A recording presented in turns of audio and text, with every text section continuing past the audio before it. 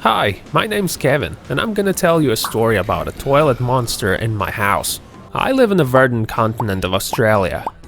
It's a land of fragrant greens where an abundance of animals makes the continent as dangerous as it's toxic. Take a biology textbook and you'll see how many animals and insects populate my land.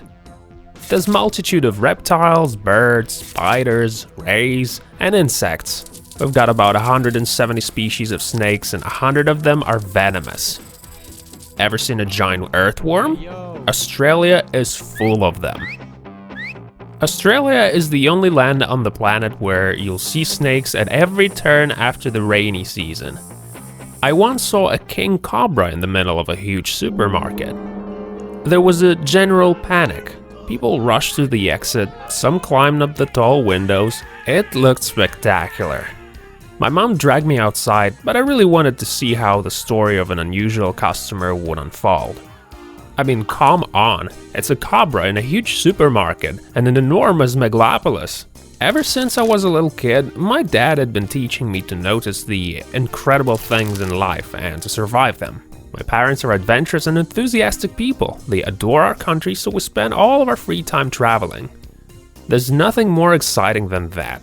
My father is a biologist. He'd always lecture me about every little critter we encountered. I learned that every insect or animal that lives on our continent is incredible and useful. They're all amazing and exciting. His stories made me curious to know even more about every species of animal and insect, and I was especially curious to meet them up close. Driven by intellectual curiosity, my parents and I traveled our country every summer. We went to all kinds of places. We set up camp on the seashore, and I was lucky enough to meet an electric ray. We spent a night in the desert among the stones. That's right, I knew what people mean by cold sweat as I felt it drip down my face in fear. Come the morning, my parents went to a small lake nearby to fetch some water.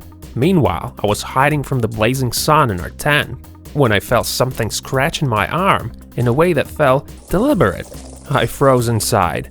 I opened one eye to see the curved tail of an arthropod that was clearly crawling up towards my neck. I was used to surprises like this, and I had already learned to respect all living things, but a scorpion running up my arm was positively scandalous. I remember everything my father had told me. I carefully propped myself up holding my arm outstretched, slowly crawled through the flap door, and vigorously shook off the arachnid as soon as I was outside.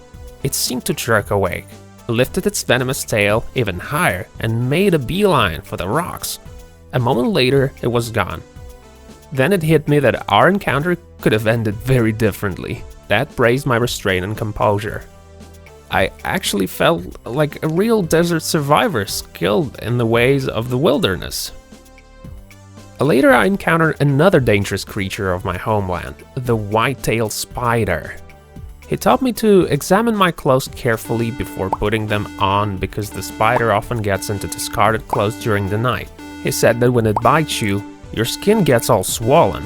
Only plastic surgery will help you get your skin back to normal. So that told me a lot about the spider. He taught me to examine my clothes carefully before putting them on because the spider often gets into discarded clothes during the night. So one morning, after putting my breeches on, I felt something moving along my right leg. I kicked the breeches off and saw a white-tailed spider hiding there. God, that was horrifying.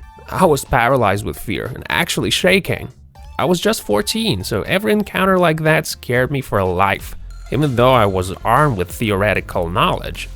But this was just the beginning. Something that happened later made me consider moving continents. Yeah, I'm not even joking. I often need to go to the bathroom during the night. Once I went there in the early hour of the morning. I thought I saw something moving in the toilet. I suppose I was just sleepy. But next time I was positive there was a monster in our toilet because the water looked like it was boiling. I didn't see any living creature, but I knew something was down there. I grabbed a stick for defense and stayed in the bathroom for the entire day. I didn't see anything suspicious though. My parents looked concerned. So next night, as soon as I walked into the bathroom, a huge tail slapped the toilet seat and slid underwater. I felt feverish. I woke Dad up. He stared down the toilet in disbelief. It was quiet again. I never went to the bathroom without a stick anymore. I could see an enormous creature breathing heavily deep down in the drain because the water wasn't clear. Something cast a visible shadow on the bottom of the toilet. When I saw the tail again, I figured it out. A great snake lived down in our toilet.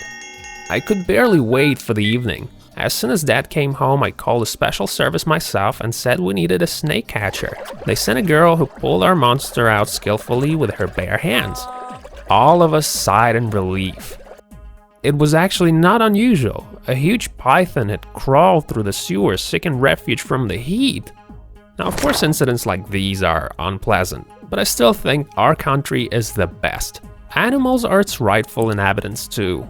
If we learn about them enough, they won't cause fear and panic. And it's the only way to coexist peacefully and pleasantly. Do you guys want more episodes? Then press the like button, subscribe, and hit the bell. Want to see your own story? Then send them over to this email here.